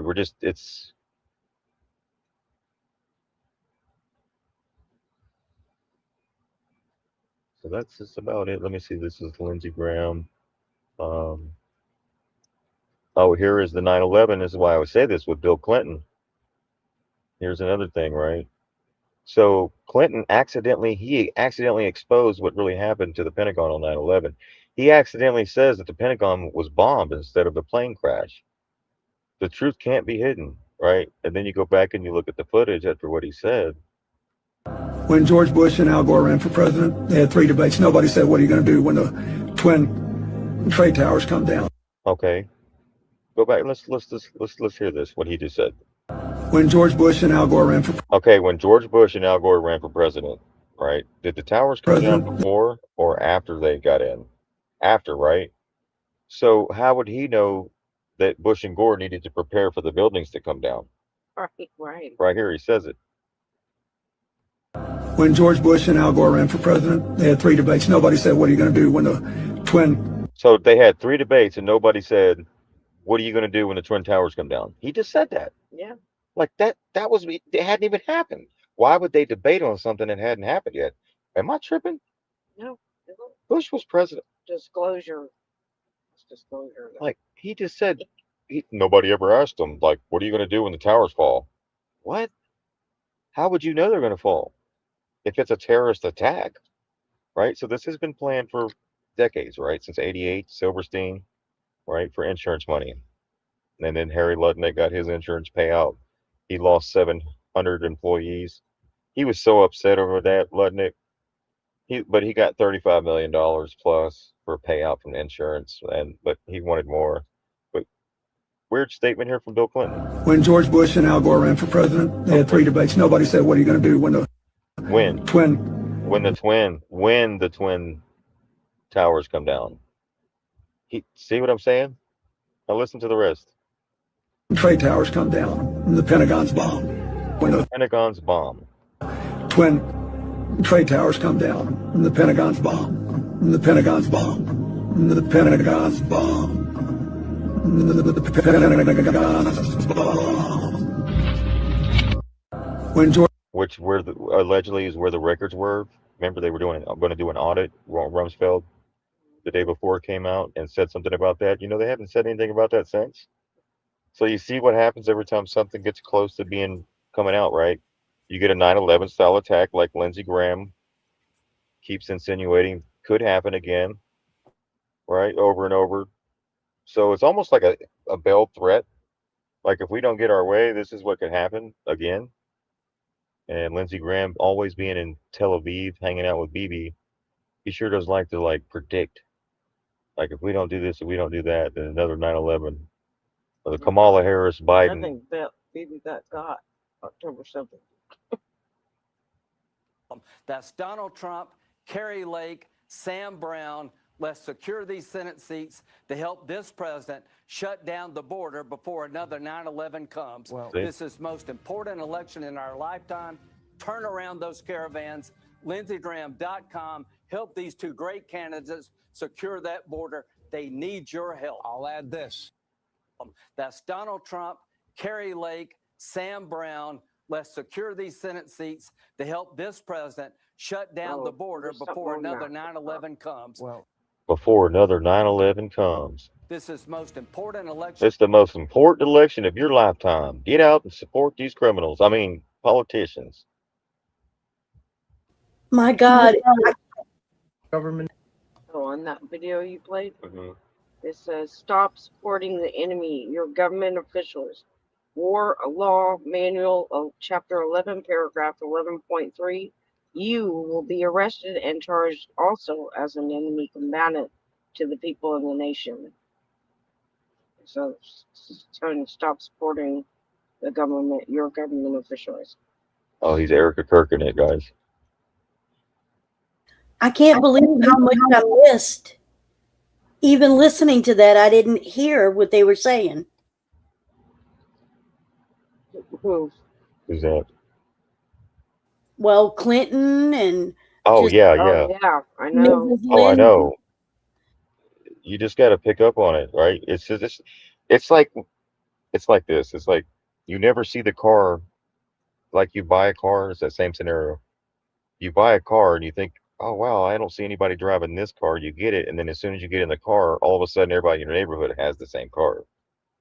So it's like an awareness thing. Your awareness or your consciousness level wasn't at that point where you hear these things, but you don't really register exactly what it is they're talking about, right? Or he says, was that interview after 9/11? Oh, I don't know. I'm sure. Right. But the fact that he said, well, they should have prepared for when buildings fall. What do you mean when? Oh. Why would they be at a debate or presidential debate before they even got in? Because they both had to get into office, and then 9/11 happened. Right So now. so before. Might have been before. That interview, I don't know. Yeah, probably somewhere. Do you remember who posted that on Twitter? Remember? Let's hold on one second. Well, Clinton was talking about the Pentagon bomb. Right? Yeah. Right. And then you have Lutnick here. This is right after 9/11. He went on ABC, Fox, CNN, kind of like a crisis actor he comes off as. Yeah, with the fake crimes. several times. Just like Larry Silverstein, Epstein, list freak, and serial fraudster Howard Lutnick managed to miraculously not go to work on that day, 9/11, but his 700 employees died, and he collected insurance on all of them, money. He makes me sick. So here's the acting skills. 700 families. 700 families. How do you have 700 families? Just, I can't say it. I can't say it without crying. Take care of my 700 families. 700 families. How do you have 700 families? I know. I gotta find something. That's only the second time. Well, here it is. Just, I can't say it. I can't. Y'all say hear it him without crying. crying? He's doing the Erica Kirk right here. Look. Not one tear scene. No. Dude, he got $35 million plus. Hey, he only cared about the payout. He didn't even give a shit who did it. Right? He didn't care who did it. He just wanted the insurance money, just like Silverstein and the rest of them, right? Because they didn't want to. They were going to actually have to spend money if Silverstein would have had to demolish the building the way they normally do, demolish it and then get because of the asbestos allegedly in the building. Right. He just makes me sick. Yeah, me too. Right. So right here's his bio. Let me pull it up.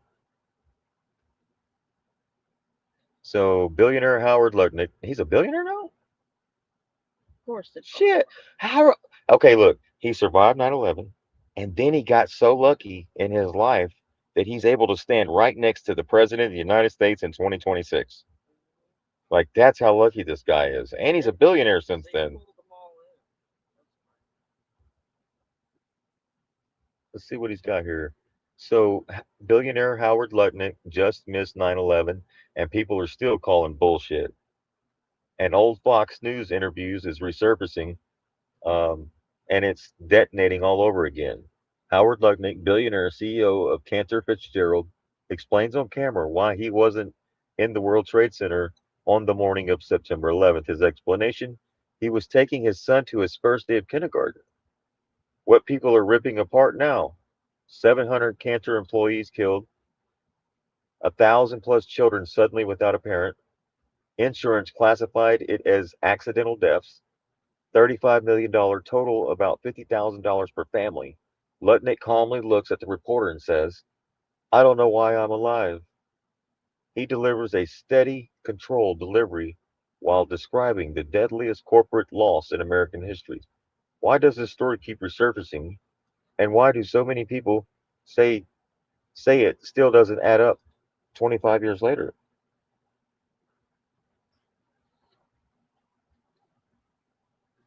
Right? So that's where we're at. That's why I say 45, 47, 9/11. What was Trump doing? He came down there, he did an interview, and they talking about rebuilding while the ashes were still falling. The buildings turned to powder, right? So it was hit with some kind of direct energy weapon, maybe something planted in there from the day it was built. Who knows, right? They know. Charges. Something to do with No Name McCain, maybe. I don't know. Maybe that's why he's already out of here, because of his involvement. He didn't die natural causes, right? I don't think they said. Brain surgery or brain. Yeah, no. There's a Right, so I think that's about it for tonight. We got the Godfather passing. Robert Duvall, all right, great actor. I don't know. I hope he was good. I hope all of them were, but we'll see. So we covered the Lindsey Graham 9/11 connections and stuff, and keeps pretty much threatening people. He warned there's a growing threat of 9/11 terrorist attacks again under Biden when Biden was in there. And then step by how Hamas carried October 7th, and then they did it kind of like a October 7th scenario or a 9/11 on them. And now they're telling them, remember October 7th. Remember, like they say, remember 9/11, but they only want to talk about the heroes, right? The firefighters and the people that died. They never want to talk about who did it. Another 9/11 would be New York, right? Lindsey Graham issues dumbest warning about potential Trump. Lindsey Graham is sounding the alarm that another seismic terror attack is on the horizon. If Donald Trump doesn't win in the November election, they were going to do a 9/11. That's what he's telling you right here. So, if you're wondering why they didn't do no election fraud shit that time, it was probably because of a threat. Yeah. And it was in the best interest of everyone. I'm assuming. They said that would happen. Allegedly, right? So right here, Lindsey Graham, why would he say that? How would he know? If you don't build that border wall, it's going to be a threat. If Trump don't win, it's going to be a threat. Like what? And then he just says it over and over every year. This is 2024, right? This was 2020, October 2024, September 2024, December 2023, September 2024. Geez, I wonder where he's getting it all from.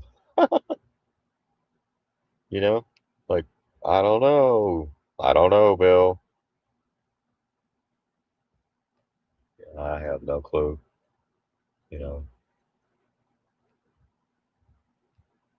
That's it. Right, 66. Bring on the damn World War III scare event already. Right, bring on the Let's alien go. invasion. For real. Hell yeah, let's crank this thing up. World War III or aliens are doing both at the same time. What if we're looking at aliens in Yeah, the let's get it over with. no, Let's drop it all in one scene, please. they're like, you can't handle the aliens. I'm You looking want the forward. aliens? I am Go ahead. looking forward to Project Bluebeam. I really am. The ships just totally fall on top of all major buildings. Like that, yeah, that could just take it out. Yeah. Oh, Kevin Garnett, he was invested in Israeli surveillance, the drones. You know, all those drones. They have all these people. They took. So they just found out today that Kevin Durant invested in a technology company called Skydio, which sells to Israel. These drones are used for mass surveillance on Gaza civilians and have been deployed in major U.S. cities. Kevin Durant is evil. So they invested in these things that are used to get. So they're making money off of surveilling their fellow citizens, allegedly, right? So Well, they I had don't it even all know. planned for what's his name? Guthrie? Yeah. Guthrie? Or he's remember all the plans they had for us? Right? Yeah. It's gonna boomerang back.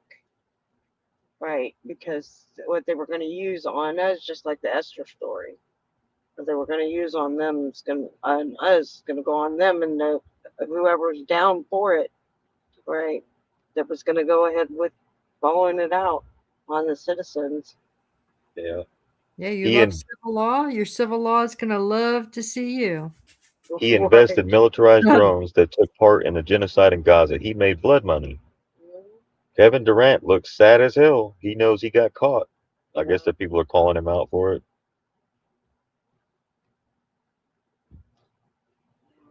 I can't say that. Oh, what do you think? No more fake Come on. fake crime. 700 families. Like, I could do way better. They're like, than dude, that. Golly. don't go out there with, I know you're happy you just got $40-50 million and you're really rich, but go out there and act like you got a little compassion for them. And he's like, okay, I'll try. I may need to take some acting classes. 700 families. I have 700 families. Oh, if that wasn't an evil look, that guy just put off. Holy. Kevin, I invested in drones. Durant. Yeah, I think he's terrible. Yeah, it is terrible. They know what they're doing, though. Yeah. About a Freemason's journey to enlightenment. So what kicks off Truman's journey to enlightenment? The falling canister from the ceiling, labeled Sirius.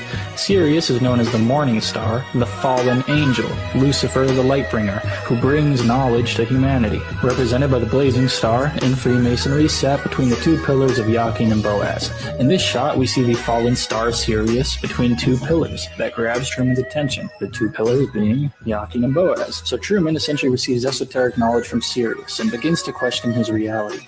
We see that every outcome of Truman's life is being governed by what some might call an overbearing father, or the Gnostic demiurge, which in this case is given the name of Christoph, or Christ of, or of Christ. When Truman finally breaks free of this controlling deity, he ascends up the Masonic steps toward self-governance. Here we can see 16 steps, as well as the waters below, as above so below. With what we can assume is the reflection of the waters below, that would total 32 steps, or 32 degrees of Scottish Rite Freemasonry. Obviously the 33rd degree being the most notable, however this is a more symbolic, honorary, invite-only degree. No initiate can get there through just Masonic scholarship. It is the Gnostic perspective that the material world is a trap, an illusion, a prison of sorts, governed and controlled by a lower creator, a more malevolent version of the God archetype, or grand architect. And that, to escape this material illusion, one must break free through enlightenment and self-gnosis. Some say the G in Masonry stands for gnosis, or Gnosticism. However, that's one of many interpretations that include grand architect, generative principle, Jesu or Jesuit general, God, goat, geometry, and others. And so Truman undergoes this journey of Gnostic enlightenment and breaks free of his controlling father. Also, somewhat interesting that Richard Rothschild was one of the producers of this film. Shout out to him.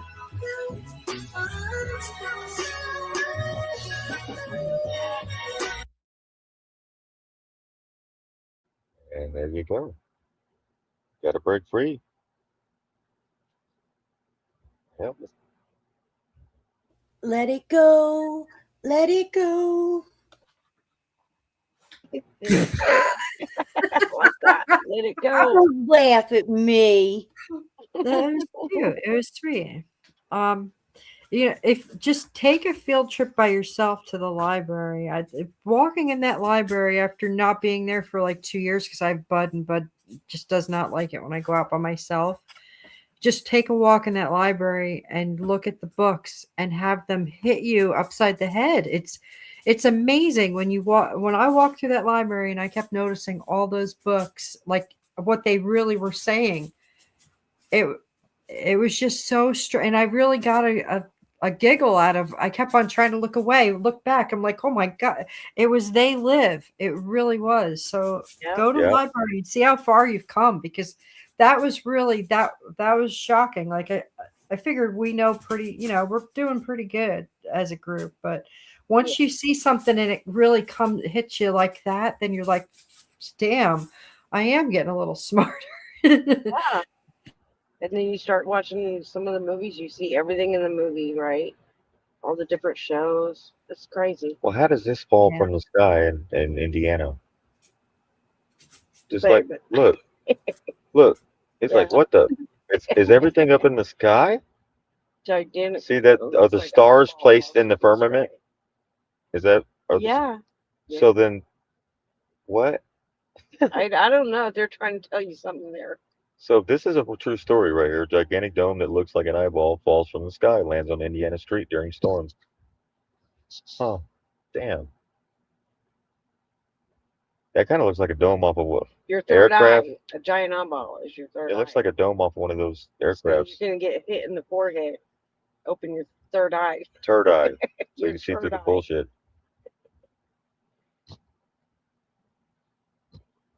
The doggone Third tribe. eye.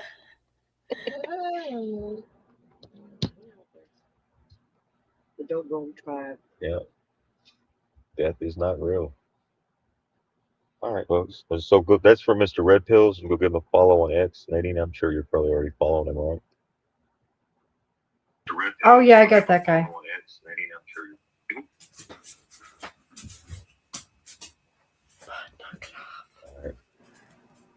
All right, guys. So have a great rest of your night. Thank you for joining us tonight. And we'll see you tomorrow night and in the morning, if everything goes according to the plan. We had a few things to do around the house, and I had to work on a car today and stuff like that. So we had to do grown-up stuff, and so we still have to do grown-up stuff and be I grown-up. hate when that happens. I know. I'm doing grown-up stuff too. Yeah.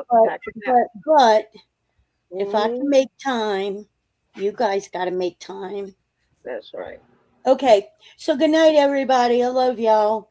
Good night, P. I love you. Have a night. Love y'all. Good night, everybody. Hey, Mom, I love that picture of all of us that you posted for the show. flashlight. Oh, yeah. It'll play again when we close out. I love it. Hey, Okay. stay tuned for the ending. Yeah. Stay tuned for the ending. Here we All go. right. See y'all. We got the people's wisdom. Yeah, we carry that flame. Truth in the streets, not the soothing mind.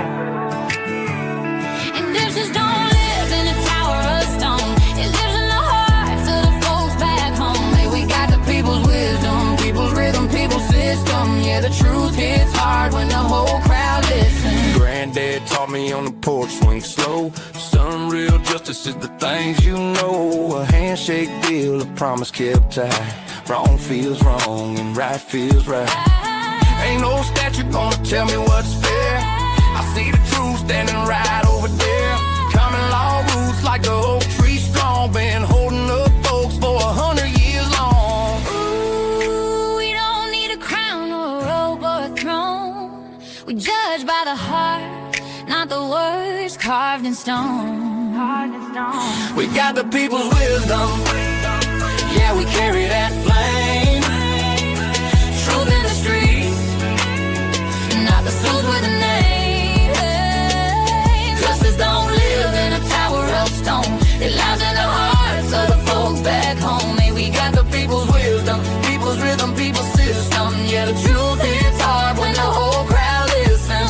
said, girl, let your voice ring clear. Truth don't whisper when the people draw near. We settle things fair with the look in the eye. Not a stack of laws stacked up to the sky. Got that hip-hop snap with a country town sway. Baseline jumping like a horse in the hay. Common sense, justice in the way that we play. If it harms somebody, then it ain't our way. We don't need roads to know what's right. We don't need courts to see the light. We got the people's wisdom.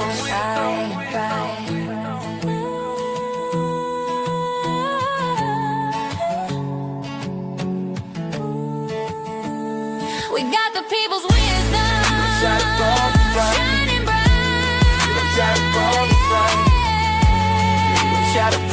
bright. We got the people's wisdom. Yeah, we carry that flame. Truth in the streets, not the suits with a name.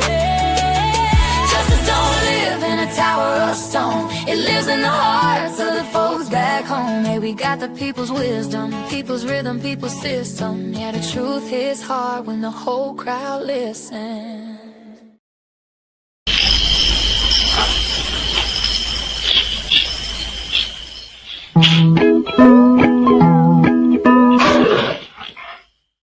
Welcome to the war room where the tribe is alive.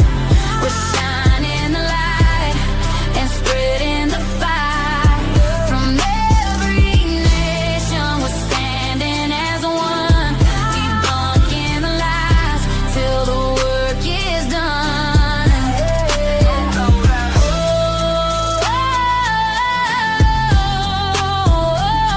We stand for free, we stand for the rights of everyone.